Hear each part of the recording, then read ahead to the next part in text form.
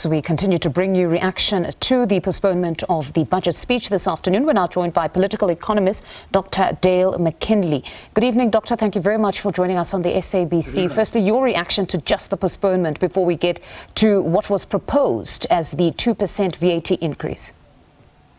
Look, I think, first of all, it's representation of the sort of nature of the GNU. We're going to have disagreements. There was clearly a disagreement here, but I think the surprising thing is that it happened at the very, very last minute. Almost everyone expecting that this is happening. So it does give an indication there's a bit of chaos going on. But I think my interpretation is that if it's predominantly over this increase in VAT, then it might not be such a bad thing that it was postponed. Because I think where the lesson here possibly to be learnt is that the ANC in this particular case and the Finance Minister, Ina Korengwana, seemed to be acting as if they were just going to do what they felt they needed to do without sort of bringing on board every single person. And I think that harks back to the challenges that the ANC has in being in this GNU, which is it still thinks almost times it's in power and it does these kinds of things irrespective of what other parties think. And in this case, that's not the case. But when listening to the minister, he actually cautioned against elevating this 2% VAT increase that was proposed, saying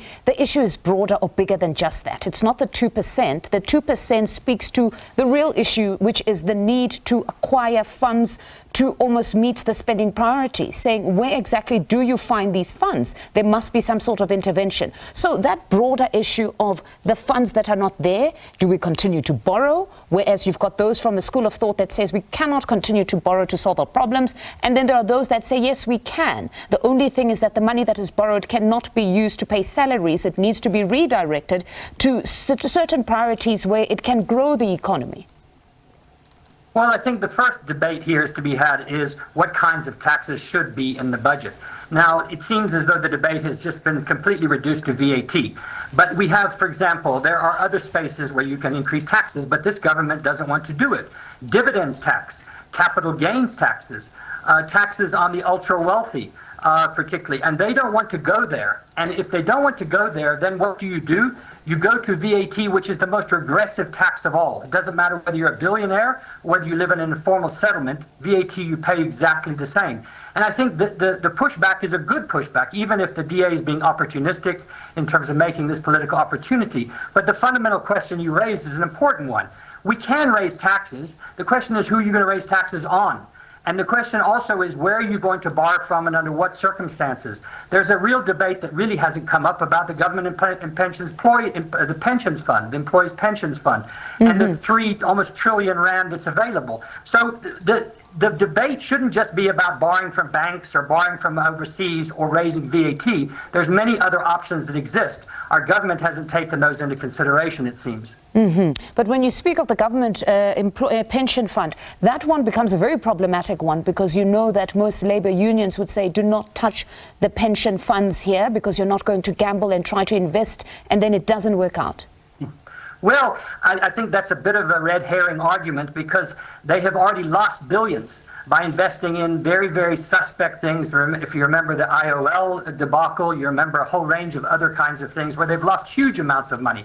So it's not a question of whether or not you could borrow from that. They're borrowing it anyway for other kinds of things. The question is whether or not you keep a fully paid pension fund system. I think we're one of the only countries in the world that has a situation where we could pay, if everybody resigned tomorrow, every single pension could be paid out, and probably even twice over. So the question is, are we going to have that debate or not? Or is it just something that's too politically touchy to make into a debate? This proposal of perhaps taxing the ultra-wealthy, it's one that is not foreign. It's something that consistently is spoken about, and you say that it seems that government has no appetite to implement this one.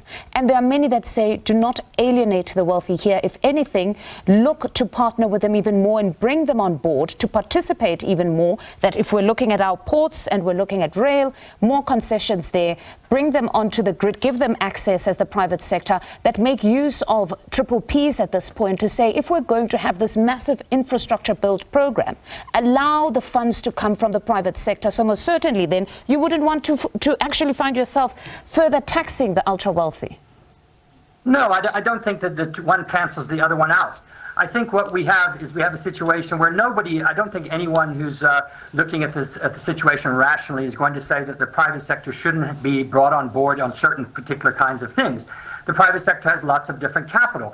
The question, of course, is whether or not you have a tax system that is fair. And I think the situation with Trump and the United States speaks to this, where if you basically give a free rein to the billionaires, if you give a free rein to them, and basically if you look at the bottom line of the Johan Ruperts, of the others, of Christo Visa and the rest of the billionaires, they've probably paid proportionally about 10 times less tax than a middle-class family in South Africa. And that's wrong. And so it's about paying your fair share. And I think that if we're going to be true to our constitutional values and our sense of equality, then it doesn't matter how wealthy you are. You pay your fair share, and then you invest in the country. You don't say, I'm not going to pay my taxes, and then I'm going to blackmail you by taking my money out of the country. That's wrong, and the government should be firm on that.